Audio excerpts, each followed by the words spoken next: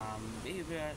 Good morning, sir. My name is Emily Johnson PLP, and I'm discussing the behavior therapy. First, meron tayo dito. Anong pala meaning muna na behavior therapy? Behavior therapy is a broad category of therapeutic approaches that focus on changing maladaptive behaviors through various techniques. Here are examples naman ng mga therapies. First is cognitive behavior therapy, or CBT. CBT is a structured time-limited psychotherapy that focuses on interconnection between thoughts, feelings, and behavior. It aims to identify and change negative thoughts patterns and behaviors that contribute to psychological distress. Ito naman is yung mga anxiety ng mga tao. May problema sa pag-iisip ng kala nila mali yung ginagawa nila, or may mga pinagdaanan sa buhay kaya ng depression or mga traumas kaya ng PTSD. Pag makikita nila silang bagay, parang na trauma sila. Next is cognitive behavior play therapy. CBT is an integrative approach that combines cognitive behavior therapy feasible with play therapy techniques primarily used with children. Ito naman yung ito CBT ito like to play to help children express emotion experience.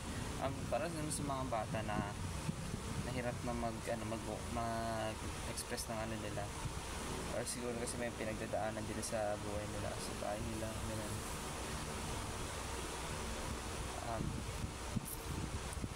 Application naman nito is effective for anxiety, depression, behavioral issues, and trauma in children, facilitating emotional express. Yun na yung mga bata na nagka-trauma dahil syempre sa environment na nabasa nila. Next is number 3, systematic desensitization. It's a behavior therapy technique used to help individuals overcome phobias, anxiety disorder by gradually exposing them to fear stimuli while teaching relaxation techniques. Ito naman yung therapy na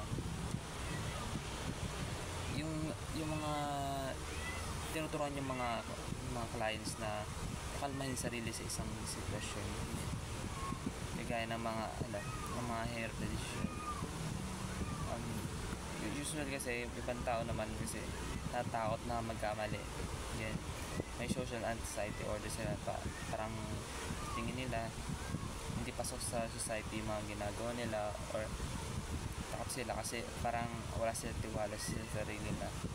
Yung therapy naman ito, tulong na para pakalmahin yung isip nila na maging okay sa mga ganung sitwasyon.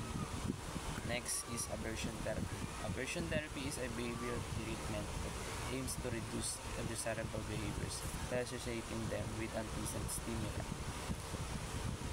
This is stimuli pairing the undesired with an consequence. Ay yung sa mga manginginom or yung mga addict na sa mga ganyan, mga gamot, drugs. Itong therapy naman to, tinutulungan sila para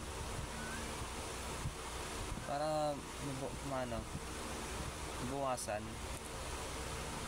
syempre yung mga addicts sila, yung mga user na yun is parang wala na sa tinuan at hindi nila kayang iwasan yung pagiging yung addiction nila doon. So itong therapy naman to is gumagawa ng way para malayo sila o unti nila mawala yung sarili nila sa mga ganun, kasi ginagamit lang nila yung mga yun for pampakalma sa nila. Hindi nila alam na sobrang nakakasama.